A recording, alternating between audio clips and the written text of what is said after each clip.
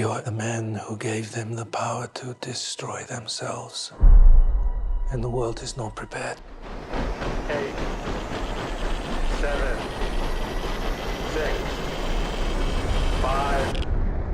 J. Robert Oppenheimer once famously uttered the words, "I am become death."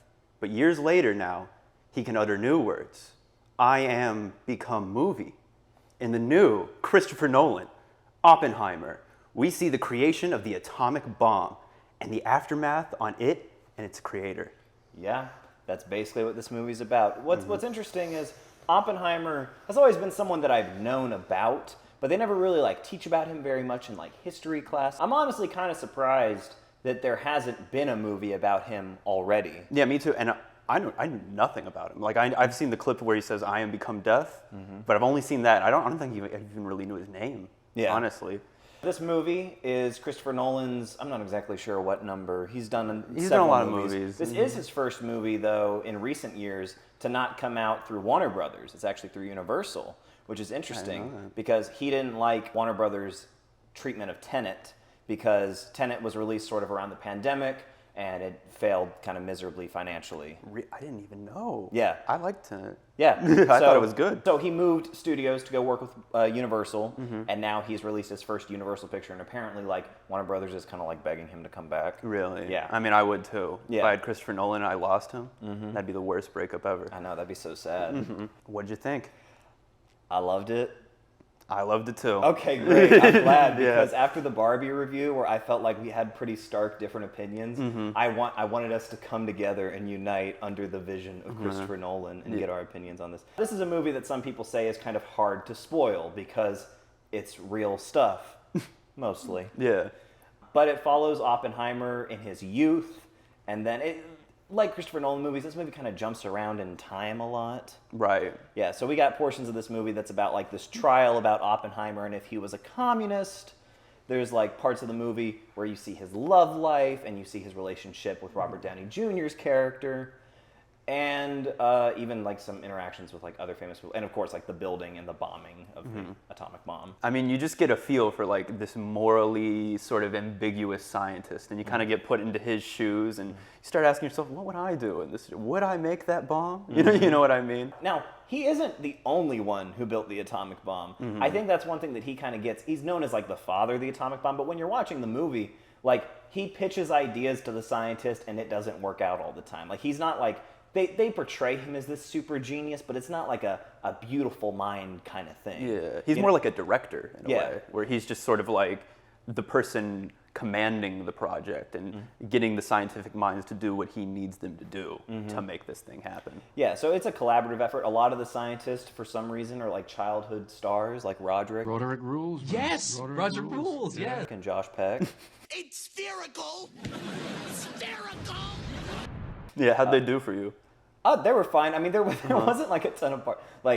I was worried when they came on screen, I would just be too much oh, that's Josh Peck. Right. Or that's Dane DeHaan or somebody. Yeah. It didn't bug me that much, especially because they actually have very little in the movie. Yeah, going Josh on. Peck, I think, is only his face is only shown once or twice. Yeah, and then Roderick, I think, only has 2 lines. Yeah, Roderick worked for me just a little better than Josh Peck. I've heard some people throw around the term iPhone face. Have you ever heard of this? No. It's they're basically saying he looks like he has a face that belongs in the 2000s, in the 2010s, and I kind of see that. I mean, like I said, he's in there for 2 shots, but Josh Peck did sort of oh, there he is. There's Josh. It's nuclear. Nuclear. Anyway.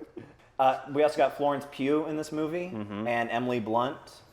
There's also some more risque elements in this movie than I think Nolan's really done before. Yeah, I mean, the movie centers around Oppenheimer's love life and his sort of morally ambiguous love life. He's got morally ambiguous actions with the scientist stuff, but he's also morally ambiguous with his love life. He's kind of cheating. He's kind of going back and forth between 2 women. Doesn't he kind of give up his child? Yeah, he does. At some point in the He's a movie. fucking dick. Yeah. And back to the point of is it a good thing that he built the bomb or not? I think he kind of regrets it. Yeah. But also, there's parts in the movie where I'm you're enjoying this a little too much. There's a part when, after he's finished with the bomb, he's, talking to the military people, and he's oh, maybe you should like target like these cities because like, and he's trying to like, he's going at it from like a tactical perspective, but the army people are kind of like, you did your job, dude. Like, you don't need to like put this much input in. Right. Yeah. I mean, that was one of the saddest parts because he's kind of like he wants to put input. He's like, that's the moment you can tell he's like starting to regret it, and he's like, okay, well, we need to like figure this out, and he's trying to tactic it out where let's just say we're just gonna set it off, and we're not gonna actually do it or whatever, you know, and then like the military just steps in and they're like, we're gonna do whatever we want basically, and it's just like this heart-sinking moment. You're like, oh god, you know. Yeah. Let's talk a little bit about the early parts of the movie about where he tries to like poison his teacher with the cyanide apple. Yeah, so when I was learning a bit more of the history of Oppenheimer, he had like kind of significant like mental issues. I think at one point people thought he was schizophrenic. Oh, really? Yeah, because he tried to poison his tutor. There's a thing they don't show in this movie where apparently he like strangled one of his friends with like a seatbelt when he was younger. Yeah. So again, not the greatest guy, but I like in this movie when he's like visualizing this stuff, like he's laying in bed and he's seeing like stars and like atoms clash into each other. And Christopher Nolan swears that there's not like a single CGI shot in this movie, which I think there's like one or two towards the end, I think. Are you talking about when the Earth blows up? Exactly. I'm like, okay, Christopher Nolan. Did he do that? Unless that was a really good model, I think there was a little bit of CGI in this movie.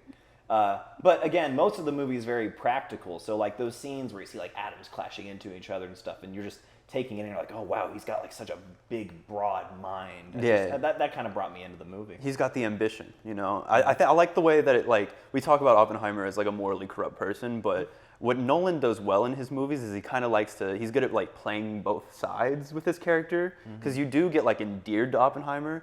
It's kind of like, you know, in The Dark Knight, how like the first half of that movie is kind of like setting you up so you believe what the Joker is saying. You know what I mean? In this movie, I think a lot of what Oppenheimer does, they kind of like set you up so you're like, oh, he kind of needs to build this bomb sometimes. And you kind of look at those visions he has and you're like, it's kind of beautiful what he's thinking, you know? Well, he makes the point that if I don't build the bomb, the Nazis might. Exactly. And would you rather the Nazis have the bomb than we have the bomb?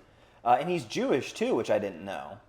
That's like another layer to it. So I mean, he had a little more personal stake in World War. I mean, a ton of people had personal stake in World War II, but I mean, him as a scientist even. He's not just some American. Yeah. You know? Let's talk about the pacing of this movie a little bit. Yeah. It's a long movie. Yes. I will say I felt the first hour more than the last 2 hours. Did you also have the same experience, or were you pretty? No, I was engaged all the way through, I think. Honestly, I didn't feel the runtime like at all. The only point when I really felt it was like when the first time they like get the bomb to go off, like that test they do, because right when they do it, it's so climactic, and you're like, yes, they did it. And then I started thinking about it, I was like, I'm only like 2 hours in. We got a whole another hour of this movie left. But other than that, I would say the movie's paced pretty well, pretty engaging throughout. Yeah, even though they're like jumping time periods and stuff, and there's some scenes in black and white, which, fun fact, I didn't know if you knew this about the movie. The scenes in black and white are supposed to be more historically accurate than the scenes in color. The scenes in color are more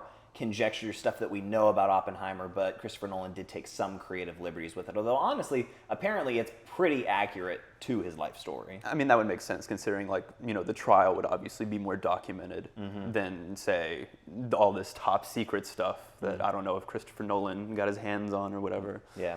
Another thing, this movie is set like in the 40s, and I never noticed really. Like, I mean, you didn't notice by his funny hat and all the people. I mean, I noticed in that sense, but a lot of times when movies like do time periods, I think they really kind of go out of their way to be like, it's the 40s. Whereas in this movie, I felt like it was just more like, oh no, we got bigger things to worry about. We got to build a bomb. Yeah, I mean, the war kind of takes precedence there. Yeah. But yeah, you don't really see a lot of, like, I guess, the world during this time. It really is just about Oppenheimer. That's sort of a critique I hear a lot of people saying, is they're like, they don't show enough about, like, the world's impact to the bomb, you know? There's a big Twitter controversy over the movie is called Oppenheimer. Right, but there's a big Twitter controversy sort of about, like, oh, they didn't show anything about the Japanese, you know? Like, you don't see really any of the, like, trauma or the destruction necessarily that follows, but I think for the movie's benefit, it's just better to follow Oppenheimer and all of his sort of trials and tribulations of creating this bomb, and it still is a critical take on the atomic bomb. See, I agree, because initially when I walked out the movie, my opinion was, why didn't they show Hiroshima and Nagasaki? You know, Yeah. because in my opinion, I'm like, well, that's what this movie's all about. It's showing like the levels of like, this is the atrocity of this. This is why we want to avoid this kind of thing. But I think Christopher Nolan, you know, decided not to do that. Maybe out of portion of like not wanting to like distract the story, but maybe even a little bit out of respect of not trying to like glamorize the violence. Because if they did something like in Terminator 2, you know, like when there's the explosion and everyone's like turning to ash. Now they do that a little bit. I actually kind of like the way they do it, where Oppenheimer's out giving this speech. I mean, you think, from his perspective, he probably never saw anything of the bombing. He just knew the bomb went off. Yeah, exactly. And then he has this part where he's delivering the speech, and like everyone's cheering, everyone's happy.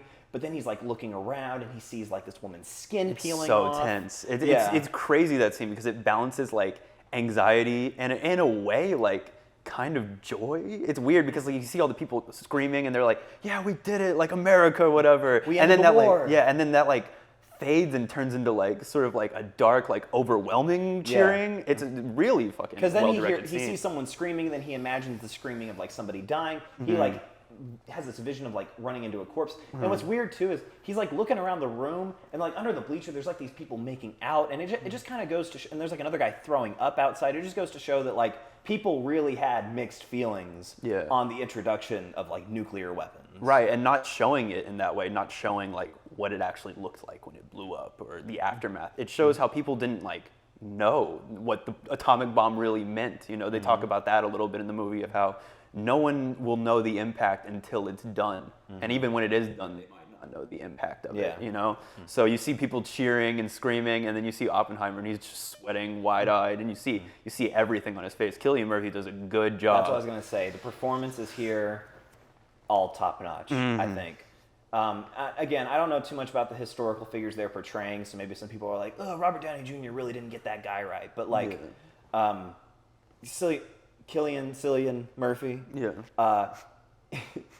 Like, because I've seen him I've seen him as like Scarecrow and stuff before, but here he just is this guy. Like, and he looks a lot like Oppenheimer. You can tell he's like super skinny from like the stress and like not eating and like just agonizing over this, and like he communicates so much just with his eyes and just like these looks in his face. That's like most of the movie. He wears everything on his face. I mean, yeah, there's multiple shots where he's just like staring out, and you're just supposed to read from that, but it's like those are the most interesting scenes in the movie, when it's a solid shot of just him going, like looking at a lake or giving a speech.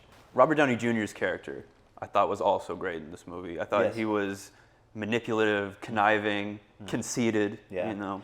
Fascinating thing about Robert Downey Jr. in this movie is he doesn't have to work ever again, because he's made so much money playing Iron Man for so many years. And if he wants to make more money, he can just come back and do it again. But he decides that he wants to like take on serious roles still, and I mean, like, I really respect him for like the love of the craft. I mean, you can tell people want to work with Christopher Nolan. I mean, some people have said he's like the modern day Kubrick or something. I mean, you know, maybe not quite in that league, but just like he's one of the modern, you know, masterpiece cinema filmmakers. Of course, he gets, you put his name in the trailer, so people will go. I think I've seen the looks of the pictures of like the guy he's trying to play. He does that very well. And I was honestly even kind of surprised about his like turn against Oppenheimer, because I didn't know that. I imagined that he was just going to be like a supporting character in the movie. And that's the thing, people really turn on Oppenheimer because, you know, I mean, some people celebrate him as like an American hero, but there is some suspicion through his connection with Florence Pugh's character of him being a communist. A stinky liberal communist. And there's actually some more funny stuff about her character. I don't know if you saw this, but in like other countries where they're like more like prone to censorship, they actually like the one scene where she's like nude and like sitting, they like put like a black dress over her, like they CGI'd a black dress over her. Does it look all right? Like, does it look Not weird? really, but it was kind of jarring. And I got to talk about, I love the scene when he admits on record to having cheated on his wife, and his wife is like, you can tell they're all sort of imagining what's going on, and he's like sitting in the trial, and then she's like just straddling him, like having sex like right in front of the wife, and she like looks at him. What I like about that scene too is because like first it's just him naked, and so at first you're just like, oh, Oppenheimer's nervous, you know, it's one of those things of like, oh, he's picturing everyone him naked, he's laid bare, whatever the fuck, you know, and you just see him and he looks so tense. And then you see Florence Pugh on him and you're like, oh, there's another layer to this whole scene that I wasn't even thinking about. There is some mystery around her death, because they say it's a suicide, but like I've heard that there's like conspiracy theorists that she was killed because of her ties to Oppenheimer and potential communism. And it is revealed that one of the guys at Los Alamos was like selling secrets to Soviets. Yeah. Yeah. So, I mean, there's espionage back and forth. Let's talk about the explosion, because we do see an explosion in this movie. Yes. We see the test for the nuclear bomb, and all that was practical. How did you feel about that? That was a great scene. Yeah. It was intense. It was a big explosion. Yeah. Is it the biggest explosion? That's what they said, but I remember, like, in the movie feeling actually a little underwhelmed by it, just because, like, I just didn't feel the scope of it quite yet. And what's funny, because we did just watch The Dark Knight, I realized Nolan has been like building to this movie for a long time, because whenever they blew up the hospital in The Dark Knight, like that was the biggest explosion in a movie. And then in The Dark Knight Rises, Bane has an atomic bomb. Oh yeah. And then in Tenet, they even mention Oppenheimer. Oppenheimer became concerned that the detonation might produce a chain reaction, engulfing the world. And I was always wondering, because it's a Christopher Nolan movie, is there going to be like some random like kind of once upon a time in Hollywood like twist on actual history where like the bomb doesn't go off? Nah. There's none of that in this movie, and I think if there was, people would kind of hate this movie. Yeah, I mean, he's not Tarantino. He's not trying to do something. Nolan's a serious director. I mean, not that Tarantino's not a serious director. You know what I mean, though. In the moment when the bomb goes off for the first time, we hear the famous line, which was uttered an earlier time in the movie, you know, the I am become death, destroyer of worlds. The context in which the line is revealed early in the movie is kind of strange. Florence Pugh has him read it to her before they have sex. In Sanskrit? Yeah. Or something? Was it Sanskrit? Yeah, it was Sanskrit. Okay. That was kind of a strange... And that's the thing. Oppenheimer, I mean, he's probably most famous for creating the atomic bomb, but I think one of the things everyone knows him for is that line. Yeah. And that scene. And then later in the movie, you even see them do like old guy makeup on Cillian Murphy, but they don't do that. They don't have a moment where they like recreate that scene, which is kind of good, I think. Yeah. I don't know. I wouldn't want. It's just a little too like, it's so recognizable that it's almost like tongue in cheek if they do it. You know? But if you're gonna make a whole movie about the guy, I guess, yeah. And you're not gonna put like the most famous like scene from that guy like in like broadcast history, it didn't bug me that much, but I just thought it was weird. Like, I kind of would have preferred if maybe they only kept it in the part when the bomb goes off for the first time, because he like, I think he says it like right before it goes off. He doesn't actually say it, but he like says it in his mind. I think that works pretty well. Most of the stuff after the bomb goes off is just about like Oppenheimer losing his security clearance, and then like just sort of wrapping up his life, all these people sort of ratting on him. I didn't really care as much about that, mostly because I don't really know what that means for him to not have security clearance.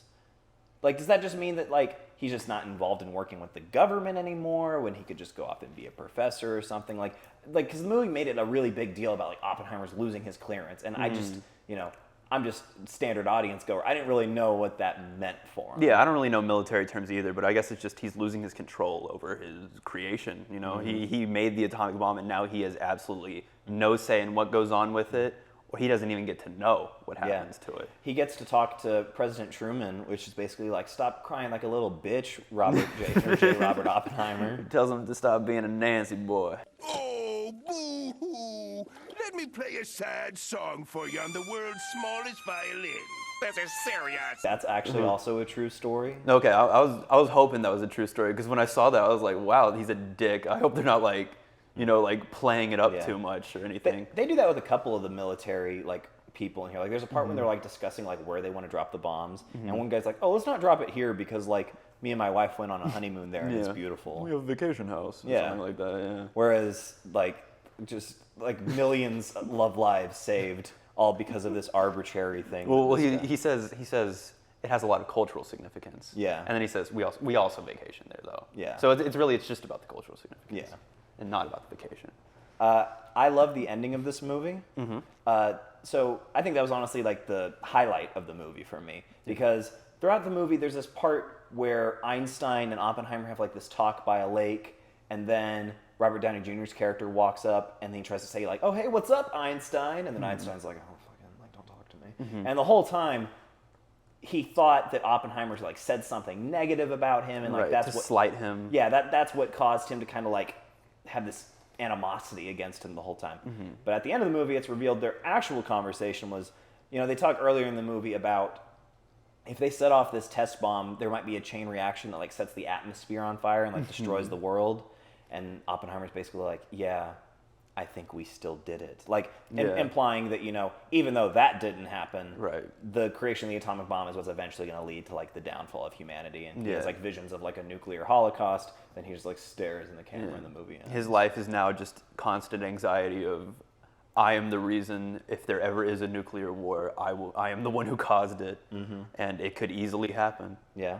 Oppenheimer may feel a lot of guilt and regret on that, but I think coming back to the point that he makes, someone eventually was going to do this. Yeah. Someone was eventually going to figure out how to like split the atom and create an atomic bomb. Should he have done it?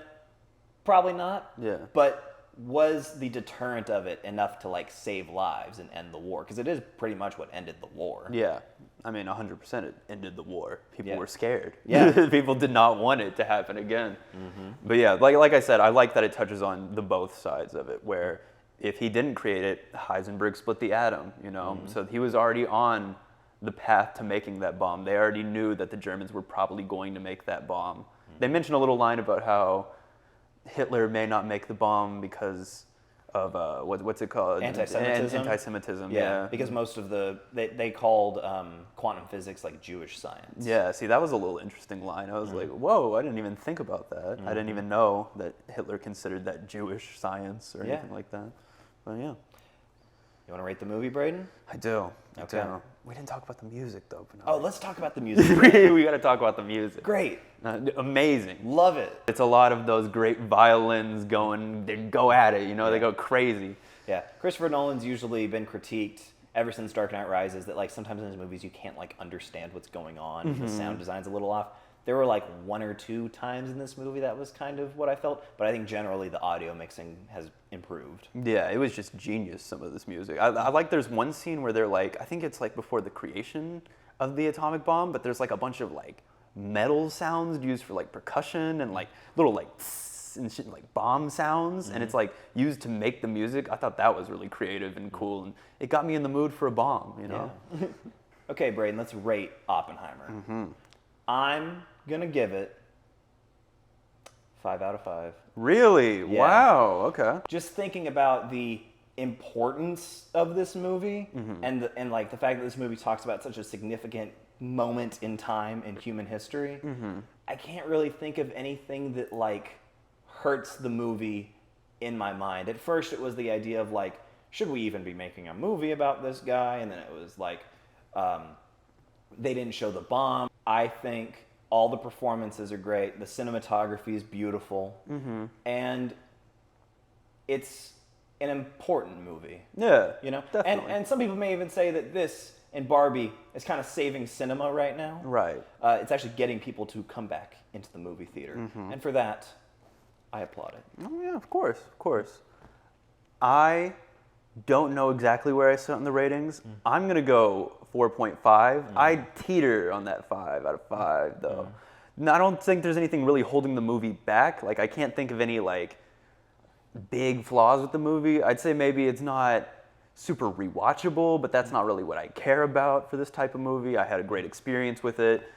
I don't know, it was one of the best cinematic experiences of this year, but I just don't know if it's the 5 out of 5 I want to give. That being said, though, fantastic movie, amazing. I was hooked throughout the entire film. Yeah. Let's bid the video. Kaboom. All right. I think it's time for a little bonus segment. Oh, bonus segment. What? Bonus, whoa. What? Play the air horns or whatever. Okay. Let's talk about Barbie versus Oppenheimer. Okay. How do you think they compare? You've sat on Barbie now a little bit more. We reviewed it. We reviewed Oppenheimer now. What do you think? What do you think is the better film? What do you think people should go see? Are they both good? They are both good. Oppenheimer more so, in my opinion. Okay. I think Oppenheimer is the better movie. Again, some of what bugs me about Barbie is a lot of it is tell, less show. I think the message got a little repetitive. Not that it wasn't like effective, and not that like I didn't get the message, but I felt like, again, a little repetitive. Whereas this movie, it draws me in.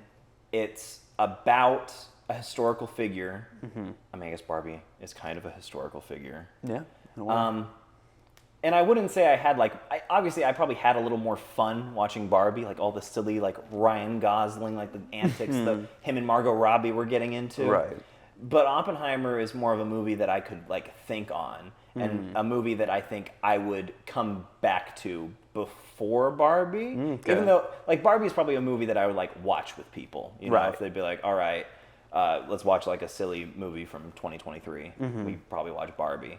Whereas Oppenheimer is a movie that like I'm gonna like do more research on. Like after Barbie came out, I didn't like look up like, oh, what's like the history of Barbie. After this, I'm like, oh, what like was someone else gonna make an atomic bomb? You know, like that kind of stuff. So, It got you into it. so for me, Oppenheimer's the winner. Okay. For me, I don't know. I gave them the same score. And in my mind, they are kind of tied in a way. Like I said, Oppenheimer, less rewatchable for me. I'm not going to sit down and watch a 3-hour-long biopic. I think I got everything I need from it. Barbie, I'll probably watch again just because of fun, you know, humorous.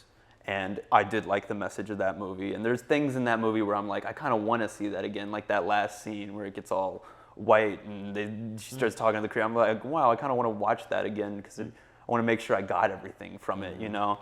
I think they both have good messages. I think they both have different audiences, obviously. You know, there's the dude crowd going to see Barbie, or the dude crowd going to see Oppenheimer. And there is the dude crowd going to see Barbie. Barbie. People love Ken. Yeah. People have been posting that Ken song all over the TikToks.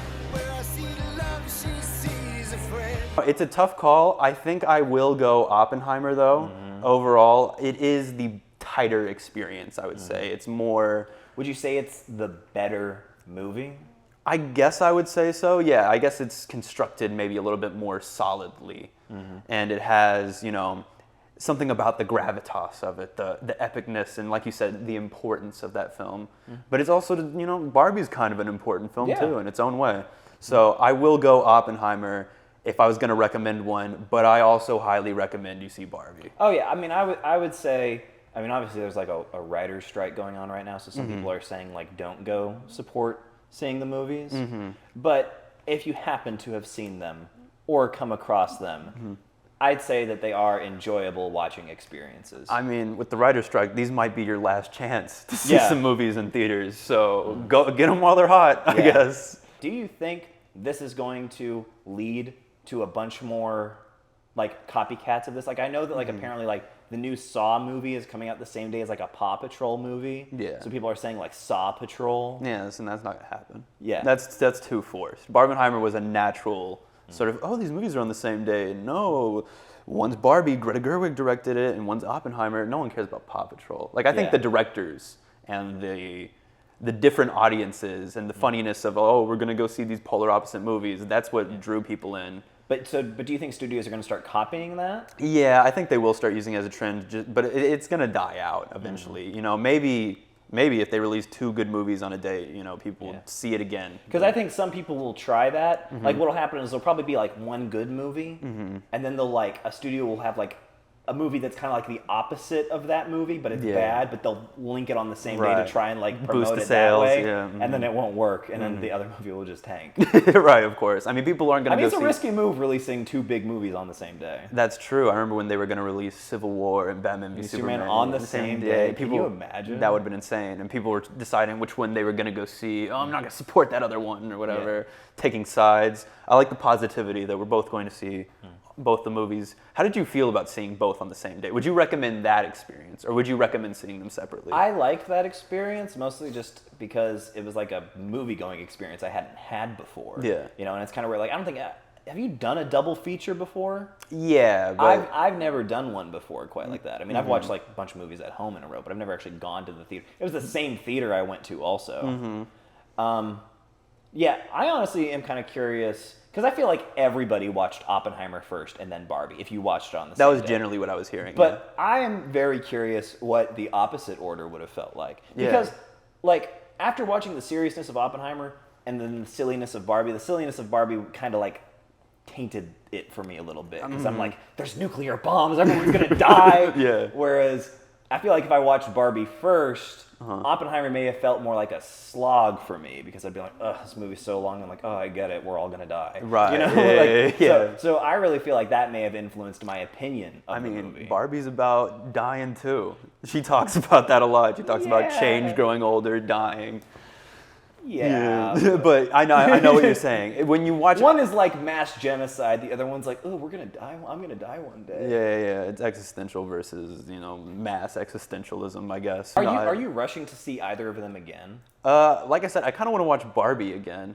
Not like rushing to see Barbie again, but there's things in that movie. I guess just because I saw it earlier, and now I'm thinking back on it and trying to remember everything from it. I'm kind of want to watch it again, see if the jokes hold up, see if other scenes in it hold up. We haven't seen either of them together. That's true. Which one would you be more interested in watching together? I think Barbie. I think Barbie, too. I think Barbie because we had such different opinions. We had different opinions, and I think, like I said, it is more rewatchable and fun. I think if we watched Oppenheimer together, we'd just be quiet. Yeah. And we'd just staring at a screen, which is fun. It's fun. All right, let's bid this discussion and this review Ka-Barbie. Ka-Barbie.